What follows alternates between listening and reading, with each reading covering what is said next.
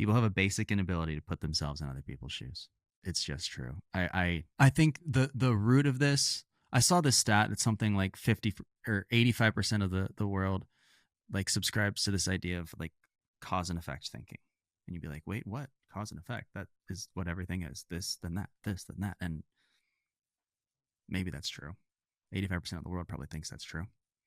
Um, and like the definition of that would be seeing the world as it relates to you.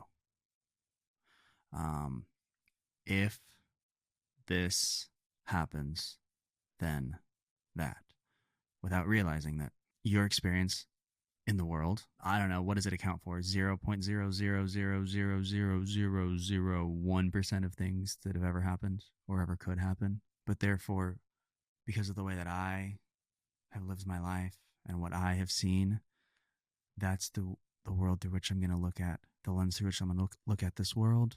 And that is my default operating system, which is just such a dumb, small brain thing to think.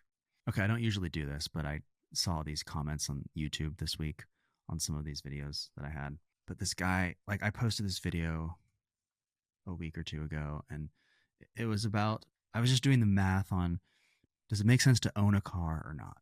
And I said, the basic premise was, well, for most people, you should think about it because it's a lot closer than you might think. This one guy comes in there and he like comments and he's like, you clearly can't do math. That was how he started the video or the comment.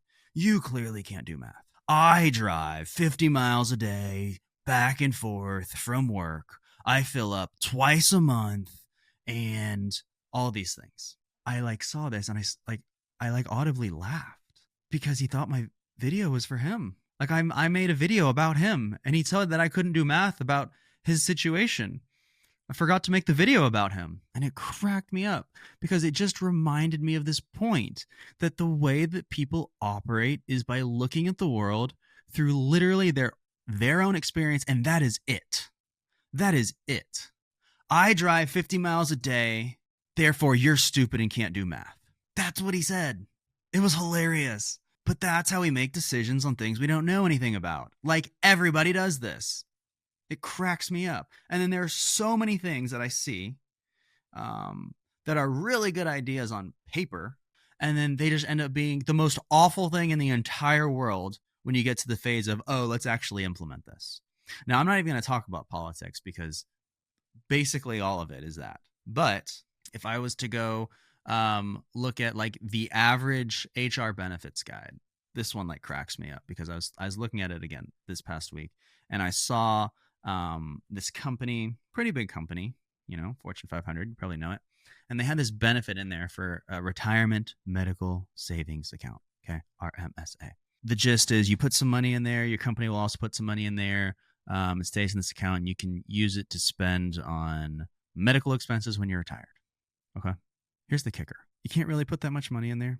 It's like a very small percentage of your salary that can go in there. Your company will match a very small percentage also. And the benefits are not portable. So what does that mean? That means, I was talking to a client, that means this guy, who I know, worked for this company for like 10 or 20 years, you name it. Kind of didn't really know he had this account, but there was some money going in there. Stopped working there, I don't know, let's say 5 years ago. And we were just going through some things, logged into this account, and he found it. And there was $10,000 in there.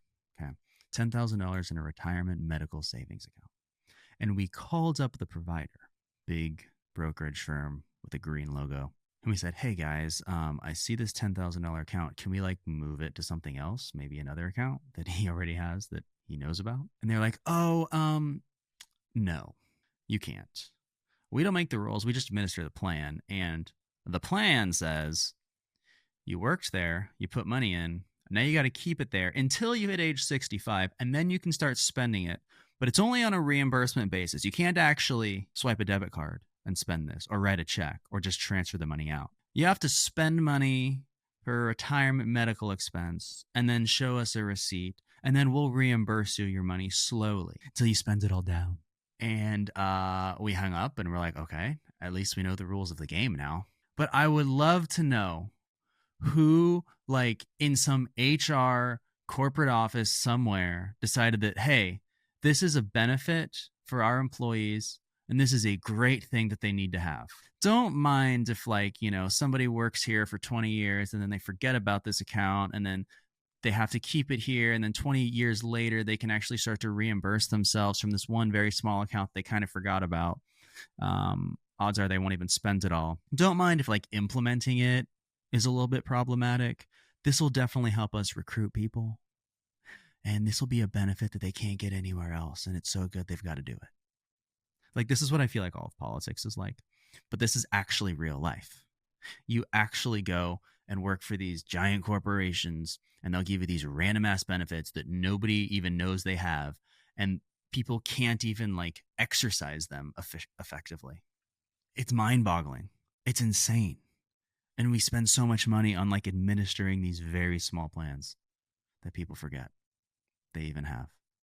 And somebody got a bonus because they said, "Oh, that's a really good idea. Employees are going to love that benefit."